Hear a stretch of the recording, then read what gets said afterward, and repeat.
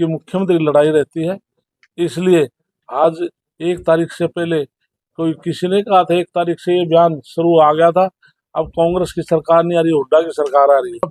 बीजेंगे हम 24 के 24 खरीदेंगे, लेकिन 14 पर अगली बार खरीद की है, हम 24 फसलों पर भी खरीदने को तैयार है। बनने की भी बात है, तहसील बनने की बात है, सब डिवीजन बनने की बात है, कोई गांव एक ब्लॉक से या एक जिले से दूसरे में जाने की बात है।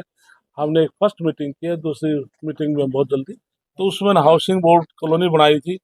आप कभी जाकर कोई भाई विजिट करेगा, कुछ साथी गए भी होंगे, आप उस कॉलोनी में जाकर ये भूल जाएंगे हम चंडीगढ़ में हैं या पंचकुला में हैं। हम किसानों का सम्मान करते हैं। जैसे कि मैं अपनी स्पीच में कहा था कि पूरे देश के 12 करोड़ किसानों के खाते में 6,000 रुपये किसान सम्मान निधि के हिसाब से पैसा भेज रहे हैं प्रधानमंत्री नरेंद्र मोदी जी। ये कानून बनाकर भेजा है। मैं आपको अतीत में ले जाना चाहता हूँ। जब 1987 में चोर देवलाल ने समान पेंशन 100 रुपये की थी, कानून बना के की थी ना, आज बढ़कर 3,000 से ऊपर हो चुकी है। इसलिए किसानों के लिए ये कानून बना करके आज 6,000 रुपये किए थे। अतीत में कोई भी सरकार बने, लेकिन जो हमारे देश के प्रधानमंत्री नरेंद्र मोदी ने जो कानून बनाकर ये 6,000 रुपये समान किसान निधि बढ़ सकती है, ये साथियों घट नहीं सकती। और मानिए हमारे नायब सैनी आज 14 फसलों पर MSP पर हमारे किसानों की फसल नहीं है 24 की, लेकिन 14 में खरीदी है। 24 हमने 24 की घोषणा की है, लेकिन 14 की हमने खरीदी है। हमने 24 की भी 24 फसलें भी आप बीजेंगे, हम 24 के 24 खरीदेंगे, लेकिन 14 पर अगली बार खरीद की है। हम 24 फसलों पर भी खरीदने को तैयार है। तो इसलिए किसानों को इससे ज्यादा सामान क्या होगा। हरियाणा में नई जिले बन रहे हैं, उस कमेटी के आप भी मेंबर। इसके लिए हमने एक फर्स्ट मीटिंग की है, उसमें मैं उसकी अध्यक्षता मुझे सरकार ने सौंपी है, माननीय नायब सैनी जी ने, और मेरे साथ में हमारे महिपाल नाडा मंत्री हैं और हमारे विपुल गोयल मेरे साथ मंत्री भी सहयोगी हैं, और हमारे कृषि मंत्री श्याम सिंह राणा सहयोगी हैं, और हमारे फाइनेंस मिनिस्टर अनुराग रस्तोगी हमारे साथ सहयोगी हैं। हम फर्स्ट मीटिंग कर चुके हैं। उसमें कुछ जिले बढ़ने के लिए, तो उससे पहले कौरपाल हमारे मंत्रियों ने काम किया है, हमने उसी एजेंडे को उठा कर आगे बढ़ा कर के 20 उसमें पॉइंट थे, हमने सब पे डिस्कस किया है।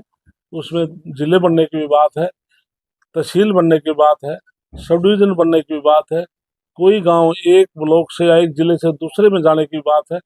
हमने एक फर्स्ट मीटिंग की है, दूसरी मीटिंग में बहुत जल्दी लेंगे। कांग्रेस नेता प्रतिपक्ष का चुनाव नहीं कर पा रही थी, उसमें जो उदयवान है उन्होंने जिला प्रभारी की लिस्ट जारी की, लेकिन बावरिया ने आप कैंसिल कर दी। क्या मानते हैं इसके लिए साथियों 91 से लगातार मेरा 8वां चुनाव है। 6 बार में विधानसभा में 30 साल से विधानसभा में जा रहा हूँ। मैं पहली बार देख रहा हूँ कि कांग्रेस पार्टी अब तक अपना विपक्ष का नेता नहीं चुन पाई। इससे बड़ी कमजोरी क्या होगी। और कांग्रेस पार्टी के लोग अभी सदमे से बाहर नहीं आए हैं, अनाप शनाप बयान देते हैं।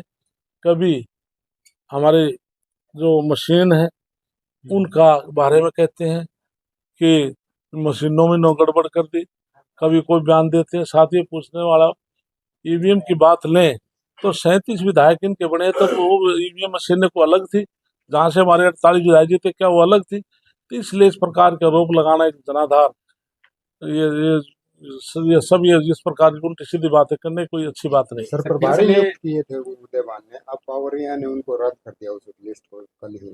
हाँ, तो इसमें क्या मानते हैं कि आपसी इनके अंदर आपस में घमसान मचा हुआ है कि जिस प्रकार से 4 दिशाएं होती हैं, पूर्व पश्चिम उत्तर दक्षिण, इनके 4 दिशाओं में मुख्यमंत्री हैं, इनकी मुख्यमंत्री की लड़ाई रहती है। इसलिए आज 1 तारीख से पहले कोई किसी ने कहा था 1 तारीख से ये बयान शुरू आ गया था, अब कांग्रेस की सरकार नहीं आ रही, हुड्डा की सरकार आ रही है। तो इसलिए ये पार्टी को पार्टी नहीं मानते, व्यक्ति को पार्टी मानते हैं।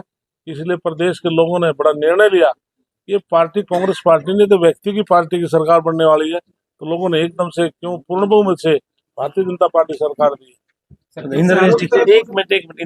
बीजेपी के कार्यकाल में सर ये भी शहरों की तरफ लगभग ये मेरे विभाग का विषय है। हमने जो महाग्राम है उसमें सीवरेज सिस्टम शुरू किया है।